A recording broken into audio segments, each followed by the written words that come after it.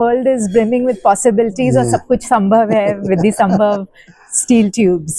So what's been your vision? You are a young company and you've come this far. So what led you so far? देखिए, भारत के अंदर में जो आप बात करें ग्रोथ की, तो संभावनाएं हैं। बिल्कुल। वो संभावना वाली जब बात आती है तो मैं बोलता हूँ कि संभव वहीं पर है जहाँ संभावनाएं हैं। Exactly. तो भारत की ग्रोथ जो है आने वाले दिनों में, जो मैं देखता हूँ, मेरे चश्मे से देखता हूँ, मेरे अनुभव से देखता हूँ, तो भारत आगे बहुत कुछ अच्छा करने वाला है। 150 करोड़ लोगों की जरूरतें हैं। 150 करोड़ लोगों को आज ट्रांसपोर्ट चाहिए, अर्बन इंफ्रा चाहिए। Exactly. आप कहते रेलवे चाहिए, आप कहते एयरपोर्ट चाहिए। इन सब चीजों के साथ में अब भारत के अंदर में संभावनाएं बहुत है, और संभव के भी वहीं पर हम संभावनाएं देखते हैं, क्योंकि संभव जो है वो कहीं रुका हुआ नहीं है। बिल्कुल। संभव ERW पाइप बनाता है, फिर स्टील के कुछ आयाम बदलते हैं, स्टील की कुछ जरूरतें बदलती हैं। जैसे मान लीजिए कोस्टल एरिया में जाते हैं, तो वहां पे क्या है, कुछ गैल्वेनाइज पाइप लगते हैं। आप जब बात करते हैं सस्टेनेबल यूजेस की, तो वहाँ स्टेनलेस स्टील की बात आती है। आप जब बात करते हैं सॉफ्ट स्मूथ की सरफेस की, तब आज स्टेनलेस स्टील की बात आती है। तो संभव जो है लगातार अपनी इनोवेशन के द्वारा, पहले उसने ERW पाइप बनाया, फिर अब GP कॉइल्स बनाई, पाइप बनाई, और अब CR आप कह दीजिए स्टेनलेस स्टील की CR कॉइल्स को भी बना रहा है, जो यूटेंसिल सेगमेंट के अंदर में भी दे रहा है और पाइप में स्टील सेगमेंट में भी दे रहा है। वंडरफुल। ये मैं मानता हूँ कि संभव इसी तरह से आगे बढ़ रहा है जैसे जैसे भारत की ग्रोथ हो रही है। बिल्कुल, I think it's the way the tubes are the veins of the industries, various sectors. So आपके backward integration के बारे में थोड़ा बताइए। जी, दरअसल में हम जब बात करते हैं स्टील बनाने की, तो स्टील बनता कैसे है? स्टील बनाने के लिए हमको चाहिए रॉ मटेरियल। Sure. तो अब रॉ मटेरियल या तो आप ले लीजिए, आप स्लैब ले लीजिए, या आप HR कॉइल ले लीजिए। हम जब बात करते हैं कि हम अपना लोहा गलाएंगे और अपना धन बनाएंगे या अपने प्रॉफिट बनाएंगे, तब बात आती है कि हाँ इंटीग्रेशन चाहिए। इंटीग्रेशन क्यों चाहिए? क्योंकि आपको अपनी सप्लाई चेन मैनेज करनी है, आपको अपने ग्राहक को बेहतर सुविधा देनी है। और बात करते हैं प्रॉफिटेबिलिटी की, तो प्रॉफिट, यस, इंटीग्रेशन प्रॉफिट का खजाना है।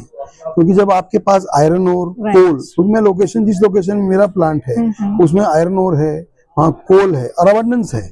अबंडेंस होने के कारण हमारे FSA, हमारे फिक्स्ड प्राइस एग्रीमेंट्स हैं गवर्नमेंट के साथ में, तो हम वो इजीली हमको कोयला मिल जाता है, अच्छे रेटों में मिल जाता है, तो हम अच्छी सस्ता हम स्पॉन्ज आयरन बना पाते हैं। उससे जो वेस्ट हीट निकलती है उससे सस्ता हम पावर बना लेते हैं, जो कि हम जो हमारी पावर इंटेंसिव, जो स्टील को मेल्टिंग करना पावर इंटेंसिव काम है, वो हम वहाँ यूज कर लेते हैं, और हम वहाँ पे बहुत सारे पैसे अपने सेव कर लेते हैं। क्योंकि अगर हम डिस्कॉम से पावर लेते हैं तो उसके प्राइस अलग है, हमारे घर में जो बिना फ्यूल के प्राइस बहुत ठीक रहते हैं। तो वो देख लीजिए आप। फिर HR की हमारी जो HR मिल बना लगा रहे हैं, उसके अंदर में भी हम जो है वो सारे क्वालिटी स्टैंडर्ड को फॉलो करते हैं, BIS के स्टैंडर्ड को फॉलो करते हैं, और उससे कॉइल बनाते हैं, पाइप बनाते हैं, आप GP कॉइल बनाते हैं, कोल्ड रोलिंग करते हैं, स्टेनलेस स्टील बनाते हैं। तो ये हमारी जो पूरी एक प्रक्रिया है, ये हमारे को इंटीग्रेशन के कारण ही हमको जो है बहुत स्ट्रॉन्ग करती है, मजबूत बनाती है उस बाजार के धक्कों को सहने के लिए, जो किसी भी इंडस्ट्री में कभी भी हो सकता है कि धक्का आए।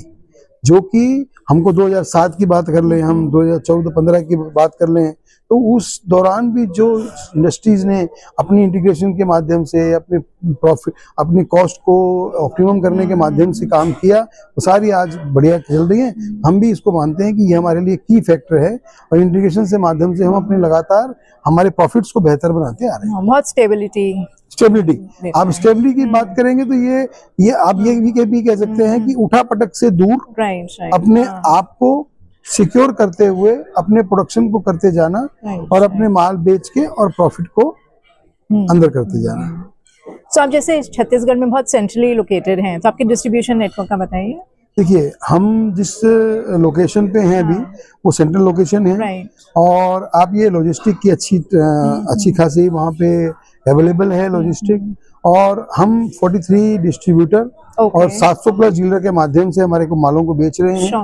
और ये जो डिस्ट्रीब्यूशन नेटवर्क है, ये जो डीलर नेटवर्क है, ये हमको एक स्ट्रेंथ देता है, क्योंकि ये हमारे पार्टनर हैं, ये हमारे साथी हैं, ये हर तरीके से हमारे साथ जुड़े हुए हैं।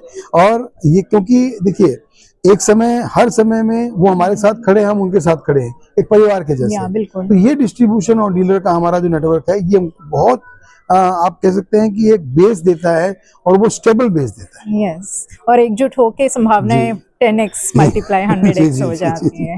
ऑलराइट, सो आईपीओ के की ऑब्जेक्ट क्या है और उसके फंड्स आप कैसे यूटिलाइज करेंगे? देखिए, आईपीओ के फंड यूटिलाइज करने की बात जब करते हैं हम, तो हम डेट को रिपे करेंगे, और डेट, मिनिमम डेट के साथ में हम आगे बढ़ेंगे, और हम जो डेट से हमारे जो इंटरेस्ट सेव होंगे और होंगे, उससे हमारे प्रॉफिट्स को अच्छा करेंगे, और जिसके द्वारा हम जो है कंपनी के जो आगे के हमारे प्लान्स हैं, उनके अंदर में वो पैसा इन्वेस्ट होगा, तो वो पैसा कमाता है, तो वो पैसा वहां लगेगा तो और अच्छा।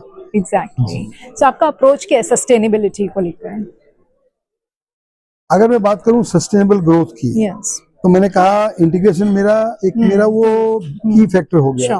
बट मैं ये भी देखता हूँ कि कहीं पर भी आप देख लीजिए, रिसर्च एंड डेवलपमेंट आपका अगर लगातार चलता रहेगा, आप नए नए प्रोडक्ट अगर लगाते रहेंगे, क्योंकि देखिए एक स्टील को बेस बनाना, मेरे पास बेस तो है, मैंने आज HR कॉइल्स बना ली, मैंने आज मोल्टन मेटल फैसिलिटी लगा ली, तो मेरे पास बेस तो आ गया। अब मेरे को थोड़ा कैपेक्स लगाना है, और उसके अंदर में कुछ एक प्रोडक्ट ऐड करना है, और जो मेक इन इंडिया कॉन्सेप्ट है, वो भारत के अंदर में बने, भारत के अंदर में बिके, उसके लिए हमारी भारत की सरकार भी लगातार लगी हुई है, वो लगातार प्रयास कर रही है।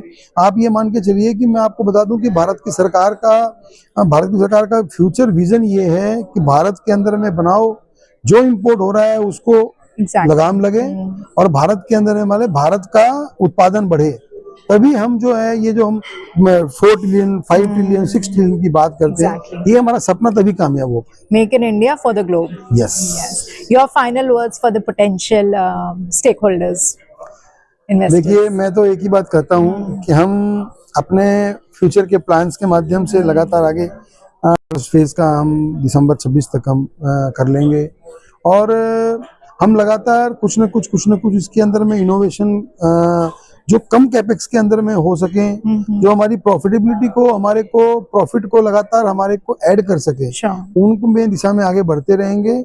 और मैं तो यही कहूंगा, देखिए बाकी तो इन्वेस्टर तो हमारे, मैं कहता हूं कि उनके पैसे तो महत्वपूर्ण है ही हैं। तो हाँ, लेकिन ये मैं विश्वास दिलाता हूं कि हम उनके साथ खड़े हैं और हमेशा साथ खड़े रहेंगे, और संभावनाओं में जीना और सब संभव कर दिखाना एक नारा नहीं है,